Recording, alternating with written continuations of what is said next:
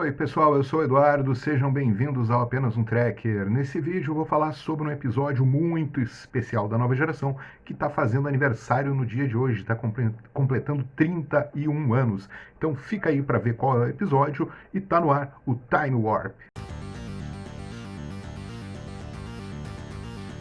Muito bem, meus amigos, estamos de volta aqui para falar sobre Star Trek, dessa vez Star Trek A Nova Geração, e um episódio que foi ao ar exatamente há 31 anos, no ano de 1990, no dia 12 de março. É o episódio The Offspring, aquele episódio clássico, né, Star Trek, onde o Data ele tem uma filha, né, ele constrói uma androide que é a sua filha, né, a Lau. E é um episódio que tem um desfecho bastante triste, mas que conta, na minha opinião, uma grande história e que é por isso mesmo, né, por ter essa grande história, que ele continua cativando tanto os velhos trekkers quanto os novos trekkers. Em resumo, qual é a historinha, né, de The Offspring? O Data, é, desenvolvendo ali a sua humanidade, ele passa a ter o desejo de se reproduzir, né? Nada mais humano, né? Característica mais humana do que perpetuar a espécie. Então ele decide construir uma filha, né, para si. Na verdade, ele não sabe ainda qual será o gênero. Tem inclusive essa questão interessante no episódio, né, dela poder, essa filha poder escolher qual vai ser o seu gênero, né, se masculino, feminino, indefinido, etc. E aí, como sempre, né, como o Data não é plenamente respeitado, né, ainda como um ser vivo, senciente, um almirante maldito da frota, sempre esses almirantes desgraçados, se envolve na questão e vem tentar levar a Lau, né, depois que ela já definiu qual é o seu gênero feminino, uma menina, tentar levá-la para uma instalação científica da Frota Estelar, onde ela será estudada como um mero objeto de curiosidade da ciência e não como ser vivo que ela é. É, então fica essa discussão durante o episódio, né, que lembra muito aquele episódio The Major of Man, que é um episódio, inclusive, que tem um capítulo dedicado no meu livro a ele, onde se coloca uma questão se o Data é uma pessoa ou é uma propriedade, né? Então há uma conexão entre esses dois episódios, justamente nesse ponto, né, da interferência externa de pessoas, de oficiais da frota que consideram o Data um objeto, né? Não um ser vivo e tampouco um ser humano, que é aquilo que ele tanto almeja ser, né? Seguindo, né, no episódio fica aí esse embate, né? O Picard, inclusive, no início, quando ainda é segredo, né, que não se sabe, não chegou até a frota a informação de que o Data se reproduziu, o Picard manifesta um pouco de contrariedade, né, por se manter esse segredo, o Data não ter pedido autorização, né, para fazer uma filha, e aí o Data responde de uma maneira muito brilhante, muito assim, né, bingo. Ele diz: olha, mas eu não conheço nenhum outro casal ou pessoa aqui a bordo da Enterprise ou cidadão da Federação que tenha que pedir algum tipo de autorização para se reproduzir, né? Touché. O cara está dizendo: olha, eu sou um ser vivo, sintético, evidentemente, um androide, mas eu tenho o direito de me reproduzir a hora que eu bem entender. Mas assim, então, para sintetizar, né, tem toda essa questão, esse debate, né, sobre se o Data ele pode se reproduzir, se retoma, né, aquele debate do Major of Man, e aí, no fim, infelizmente, a Lau, ela sofre ali uma pane, né, uma, uma falha, né, no seu cérebro positrônico. Ninguém consegue, né, reproduzir a ciência desenvolvida pelo Dr. Sung, nem mesmo o Data. Então ela acaba morrendo, e a cena na qual ela se desativa é uma cena tristíssima e tocante e bela ao mesmo tempo, né? Quando ela diz que ama, né, o seu pai, agradece por ele ter lhe dado a vida, e o Data responde. O Data, a gente sabe que ele não tem sentimentos, aparentemente, né? Tipo o Dexter, né? Que acha que não é um ser humano e tal. Ele diz: eu gostaria de poder te dizer o mesmo, sentir o mesmo, que eu te amo. E ela fala, e aquilo faz todo mundo chorar, pegar os lenços. eu te amo por nós dois. Quer dizer, é um troço fantástico, sensacional mesmo. Então, por que esse episódio merece ser reverenciado ainda hoje, 31 anos depois da sua estreia? Eu vejo assim 4 pontos principais, né? Tanto dentro do ponto de vista da história, né, da dramaturgia, da ficção, quanto do ponto de vista externo. O primeiro ponto de vista é que ele se trata de uma história de ficção científica. A gente sabe que, costumeiramente, se diz que Star Trek é ficção científica, mas talvez a maior parte das histórias não seja, né, não sejam histórias de ficção científica. Essa é uma história de ficção científica, ela coloca aquele tema clássico da inteligência artificial, né? Temas da ficção científica, viagem no tempo, invasão alienígena, novas formas de vida, civilizações, e, claro, a inteligência artificial, dentre muitas outras, né? Então, esse episódio ele coloca, né, de uma maneira bastante pungente, a questão da inteligência artificial, né, e um dilema incrível, né, um problema incrível, né, que pode advir de uma inteligência artificial. Nossa, se surgiu um ser consciente como Data, é óbvio que ele vai ter desejos, né, inclinações, caráter de seres que também são conscientes. No caso desse episódio, é um desejo de se reproduzir, né? Então, isso é muito importante nesse episódio. Eu acho que ele se destaca muito assim, em termos de ficção científica justamente por isso. É um grande episódio, um dos grandes episódios de Star Trek, né, todos os tempos.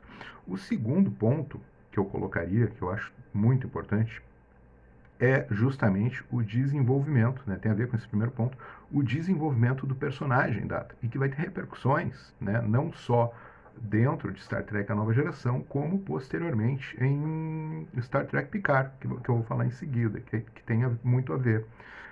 Se desenvolve de uma maneira brilhante o Data, né? Por quê? Porque se coloca nele essa faceta humana, né, da reprodução, né, The Offspring, se coloca essa coisa que é tão distintiva, né, de todas as formas de vida, né, não apenas do ser humano, né, não apenas das raças que a gente conhece na Federação, mas de todas as formas de vida, desde uma bactéria, né, desde as formas de vida unicelulares até as mais complexas, que é o instinto de reprodução da espécie, de perpetuação da espécie. O Dáter é o único da sua espécie, né? A gente acreditava, né, até Star Trek Picard. Então ele desenvolve essa tendência a querer se reproduzir, que é muito legítima, né? Então há um desenvolvimento incrível do personagem. Em terceiro lugar, aí é uma coisa externa ao episódio, que é o seguinte: esse episódio é dirigido pelo Jonathan Frakes, faz o William Riker, né? É o primeiro episódio dirigido por ele, ou seja, há exatos 31 anos, o Frakes dava início assim uma profícua, né, uma vasta carreira como diretor de Star Trek. Além de ter dirigido 2 filmes da nova geração, inclusive o First Contact, que é tido aí como o melhor filme da nova geração, um grande sucesso, ele dirigiu dezenas de outros episódios em A Nova Geração, em Deep Space Nine, em Voyager, em Enterprise. Ele, inclusive, está naquele series finale odiado de Enterprise, né, como ator. Eu não sei se ele dirigiu aquele episódio, eu acho que não. Não foi ele que dirigiu. Foi o cara que dirigiu o piloto, acho que é isso. E aí, mas ele tá lá, né? Porque daí ele tá presente não só como diretor em todas essas séries que eu tô falando, mas também como ator, né? Ele é o cara que ele participou certamente do maior número de episódios de Star Trek, tanto na frente quanto atrás das câmeras.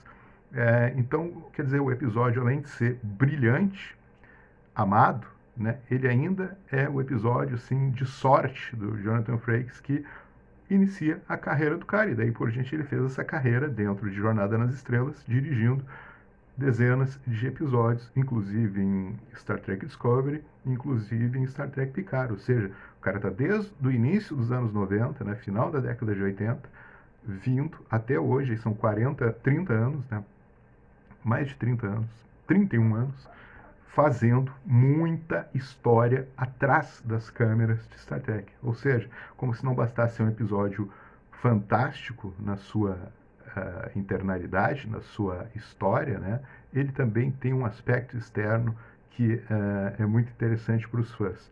E principalmente para o Jonathan Frakes, que se tornou o senhor Star Trek, como eu costumo dizer aqui no canal. E por fim, o que é o mais importante de tudo, agora, no contexto atual, é que esse episódio, ele é um dos pilares de Star Trek Picard, né? Star Trek Picard, como vocês sabem, quem já assistiu, parte de alguns elementos muito importantes em Star Trek A Nova Geração, basicamente, e também Star Trek Voyager, né, por causa da presença da Seven. Mas A Nova Geração, evidentemente, como não poderia deixar de ser, já que se trata de uma série centrada no Capitão Picard, né, A Nova Geração ela tem, é claro, uma influência preponderante sobre os episódios de Star Trek Picard e sobre a concepção, sobre o conceito da série, né? Por quê? Porque ela traz os Borgs, ela traz o trauma do Picard com a assimilação dos Borgs, ela traz os Romulanos, que são uma espécie muito presente em Star Trek A Nova Geração. Essa semana até o Michael Chabon, né, que é um dos criadores de Picard, da série, ele escreveu um texto maravilhoso descrevendo a sociedade romulana, que é uma sociedade baseada no segredo, no sigilo, né, das sombras. Tal. E ele escreveu até os relacionamentos amorosos, que são, em vez de serem casais, são trisais, né, são três pessoas. E aí eu estava pensando, puxa, e aqueles dois que acompanham o Picard, né, o Jaban e a... esqueci o nome da outra personagem romulana, cadê o terceiro elemento deles, né? E ele respondeu assim, sad story. Tem alguma coisa aí por trás que a gente poderia explorar. Mas o que eu respondi no Twitter dele, eu disse assim, cara, tu é um gênio, né? Tá fantástico esse texto. E agradeci por ele ter feito, achei genial o que eles fizeram de explorar e desenvolver os Romulanos em Star Trek Picard, como os Klingons foram desenvolvidos em Star Trek Discovery. Então, vejam como tem coisas, né, que vêm da nova geração em Picard, além do próprio capitão, o Borg, Romulanos, e especialmente a questão das vidas de forma artificiais, que são sintéticos, né, que ali eles atacam Marte e aí acaba o resgate que se faria dos Romulanos, né, para salvar os Romulanos da supernova. Então gera uma grande crise, né, humanitária, romulanitária. Os androides sintéticos estão no centro, e no centro do centro está o Data, e estão dois episódios em particular, na minha visão, que é o The Measure of Man, porque vai aparecer o Bruce Maddox, né, aquele cara que queria desmanchar o Data. Aquela questão que eu falava, né, de sempre ter uma interferência externa. No The Measure of Man é o Bruce Maddox, um ciberneticista que quer desmanchar o Data. E aí é um julgamento para se definir se o Data é humano ou é uma coisa que poderia ser desmontada, ou se ele é não humano, né, mas um ser que tem livre-arbítrio, né, que pode escolher, não, eu não quero ser desmontado. E aí, claro, vence essa tese. E o The Offspring, que é esse episódio que completa aniversário hoje. Por quê? Porque a Daj e a Soji, né, são filhas do Data, feitas, né, a partir da sua memória, né, ali em nível quântico. Então, o Data sempre quis ter uma filha, e aí o Bruce Maddox, lá, e o Dr. Sung, eles conseguiram, né, fazer essas androides de carne e osso que são filhas, né, de certa forma, do Data. E é assim que o Picard desenvolve uma grande afeição por elas, justamente pelo seu amigo, né, falecido, que deu a vida para salvá-lo, e ele sente isso todos os dias da sua vida. E aí inicia a jornada, né, do Picard atrás da outra irmã, porque a Daj morre no primeiro episódio, e ele vai atrás da Soji, né, que aí ela é descoberta lá como aquela destruidora, né, que os Romulanos odeiam. Os Romulanos, eles são contra, né, qualquer forma de vida sintética, eles buscam destruí-las, né. E essa é a história de Picard. Ou seja, nós temos aí na base de Star Trek Picard esse episódio, uma das bases, esse episódio aniversariante do dia, que é um episódio que mostra a vontade que o Data tem de ter uma prole, né, de constituir a sua própria família. Eu estava lembrando agora, falei da questão de gênero, né, da Lau, e tem uma cena que a Guinan está explicando como é que funciona a sexualidade humana, né, a reprodução, e aí se falava assim no roteiro original entre um homem e uma mulher, né, e a atriz que faz a Guinan, né, a Whoopi Goldberg, ela se negou, não vou falar dessa forma. Aí colocaram de uma forma neutra, né? E tinha-se a ideia de colocar o fundo da cena, né, no Tenth Hour, um casal de pessoas do mesmo sexo. Só que rapidamente, né, os executivos do estúdio ligaram, não pode ter, botaram, tem inclusive um cara lá para fiscalizar que isso não ia rolar. Ou seja, esse episódio, se ele fosse reatualizado, poderia ter muito bem essa questão, né, desenvolvida. E aí sempre tem aqueles caras que acham, hoje em dia estão lacrando com Star Trek, é tudo isso, e blá blá blá. Eles são o cara do estúdio, né, que vai lá proibir, porque os próprios atores e diretores tinham a intenção de fazer os criadores, né, a parte criativa. Aí sempre vem um babaca, né, um estúpido, né, executivo, proibir que se façam coisas que na verdade estão na essência de Star Trek, né?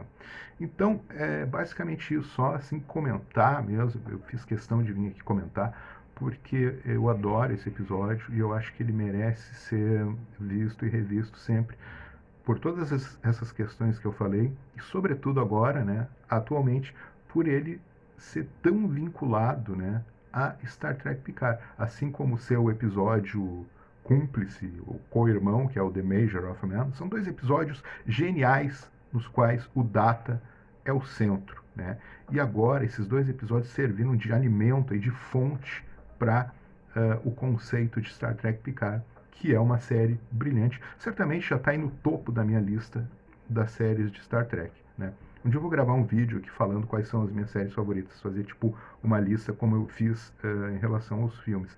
Star Trek Picard parece que está subindo cada vez mais, né? Eu tô eu tô revendo agora e a série fica cada vez melhor, assim, cada vez que a gente vê, ela fica melhor ainda, né? É muito bem escrita, muito bem produzida. É claro que não é perfeita, né? Assim como nenhuma série de Star Trek, mas é um grande programa que eu acho que merece, assim, além de, por exemplo, assim, ó, hoje em dia, nesse momento dessa pandemia que está matando mais de 2.000 pessoas por dia, vai chegar provavelmente quase 3.000 pessoas em março. Além de eu querer que todos os bolsonaristas sejam escorraçados do poder, sejam presos, vão para a cadeia pelos crimes que eles estão cometendo, e além de querer que a vacina chegue quanto antes, vacinação para todo mundo, uma coisa que eu desejo profundamente é a segunda temporada de Star Trek Picard, onde a gente possa ver um pouco mais, né, do desenvolvimento dessa longa história de Star Trek, a nova geração, que está refletida de maneira muito interessante, coerente, brilhante mesmo, até eu diria, em Star Trek Picard, né? A Star Trek, a nova geração, está presente, está dentro, né, de Star Trek Picard, e isso é maravilhoso, né? A gente poder ser trekker nesse momento onde Star Trek vive uma nova fase de ouro, né? Eu acho que nunca houve uma fase tão áurea, né, para Star Trek. Nos anos 90 teve várias séries ao mesmo tempo no ar, também foi um período interessante, mas agora está uma coisa assim realmente inédita e fantástica, né? Eu estou muito afastado do canal, mas fiz um break hoje para falar desse episódio, que para mim é muito importante, por todas as questões que eu coloquei, porque eu estou terminando o meu novo livro dentro, que abordo, né, um elemento aí do universo de Star Trek que eu tenho certeza que muitos trekkers, principalmente os trekkers que gostam de Deep Space Nine, mas todos os trekkers em geral, vão gostar. E assim que eu tiver notícias, né, do livro pronto, vocês vão ficar sabendo aqui pelo canal e pelas redes sociais aí que serão criadas para divulgá-lo. Então convido a todos para assistirem, né? A gente podia fazer até uma watch party, né, desse episódio. Não sei como é que faz isso, quem souber dá a dica aí, controla. Tô dentro. Então convido a todos aí para assistirem esse episódio, The Offspring, que completa 31 anos hoje, para que vocês tenham acesso aí a uma bela história, um belo conto de ficção científica. Aguardo vocês nos próximos vídeos do canal. Uma vida longa e próspera a todos. Tchau!